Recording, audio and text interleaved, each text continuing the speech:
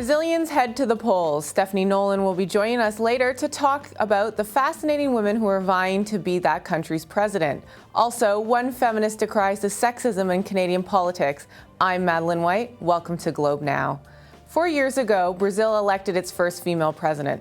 Now, Dilma Rousseff is running for re-election. Her main competitor is Marina Silva, and if she gets elected, she would be Brazil's first black president. Stephanie Nolen is the Globe and Mail's Latin America correspondent, and she has been following this election campaign. Welcome, Stephanie. Hi. So, Stephanie, can you tell me about the main candidates in this race? Well, the surprise populist candidate is a woman named Marina Silva, who has an extraordinary life story.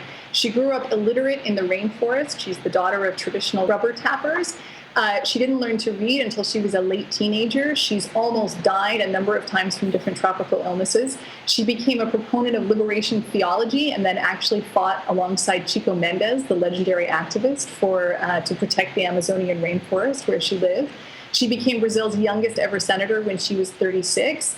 And she's been, eventually she became environment minister, and she's been a really strong voice for the poor and for the environment throughout her political career. She's running against Dilma Rousseff, who, as you mentioned, was elected the first female president. Dilma Rousseff also has an amazing personal story, and probably we'd be more focused on that if everyone wasn't so hypnotized by Marina's background.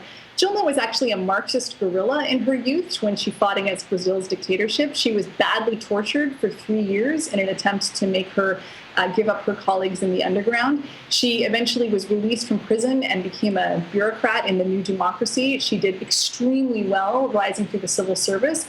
And eventually she was tapped by Lula da Silva, the last president, to be his sort of right hand.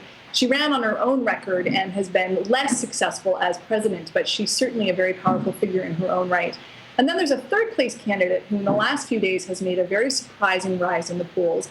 His name is Aécio Neves, and he's from the further right and is certainly the more business-friendly candidate in this election.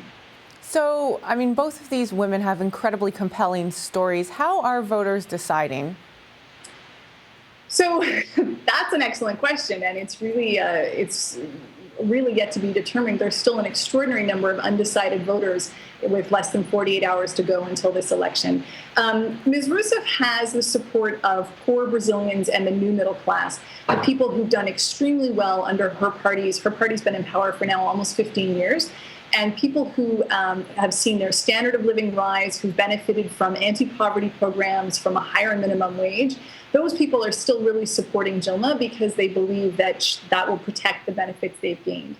Marina Silva is attracting a very strange coalition of people. She's got environmentalists, she's got young people who were disenchanted with old-style politics. She's become an evangelical Christian, and so she's drawing the evangelical Christian lobby, which is a huge force these days in Brazil. She's also got a lot of the upper middle class, the elite, who are frustrated with Dilma Rousseff and who see Marina as the best possibility for change. So she's got a strange coalition of people behind her. So I think for some people watching this election from outside of Brazil, they find it pretty impressive that there are these two very fascinating women competing for the top spot. How has gender factored into the discussion amongst voters in Brazil? You know, Maddie, it hasn't been a factor at all. In weeks of covering this election, I've never heard anyone mention it. Brazilians are so over it. It's not even unusual that there are two women running for president. That's fascinating. So how do you expect the vote to go on Sunday? Ask me again in an hour and I'll have a different answer for you. This election has been crazy from start to finish. Marina Silva only became a candidate when her party was killed in a plane crash in August, very tragically. No one expected her to run. No one expected her to suddenly surge to the top of the polls. In the past few days, she's fallen. Mr. Neves had been written off completely as a contender, and the last couple of days, he suddenly shot up. I'm reasonably confident that nobody will get the 50% plus one that they need on Sunday, and so there will be a second round of voting, although in new poll numbers that were released at midnight last night, even that suddenly isn't certain. Suddenly, Dilma Rousseff has a bit of a lead. So I think that we're not going to have any idea until Sunday night. And briefly, can you just tell me why Canadians should be interested in this election? Well, obviously, Brazil is an increasingly important economic market for Canadians. There is real concern about how the economy will do under any of these candidates for different reasons. Brazil's economy, of course, has slowed way down. And so Canadian companies who were looking to invest here, especially in the mining and energy sectors, should have reason to be concerned. I think also Brazil is possibly on the brink of electing a black woman hardcore environmentalist as its president. This is the country in the world with the sixth largest economy. It's increasingly influential internationally. I think there's some very interesting things happening here in terms of progressive politics that are probably also of interest to Canadians. Thank you so much for joining me, Stephanie. It's a pleasure. Well, we want to hear from you. What are your thoughts on the election in Brazil? Is there something Canadian politicians could learn from these women? You can send us your response on Twitter. Our handle is @GlobeNow. While gender is not a factor in this Brazilian election, it is a source for fodder in politics here. A recent Globe and Mail column called on Canadians to be more critical about policy affecting women. Not surprisingly, it generated some reader comments, so we invited the author to respond to some of those comments. Hi, I'm Vas Bednar, and I'm a public policy professional. This week, I wrote a piece about sexism in politics that generated some really interesting comments, and I have the opportunity to address some of them.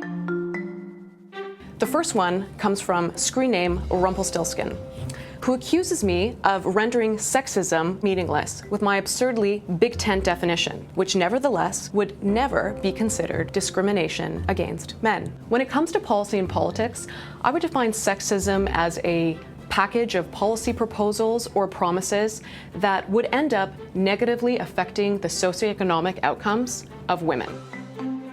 Second comment, de jure.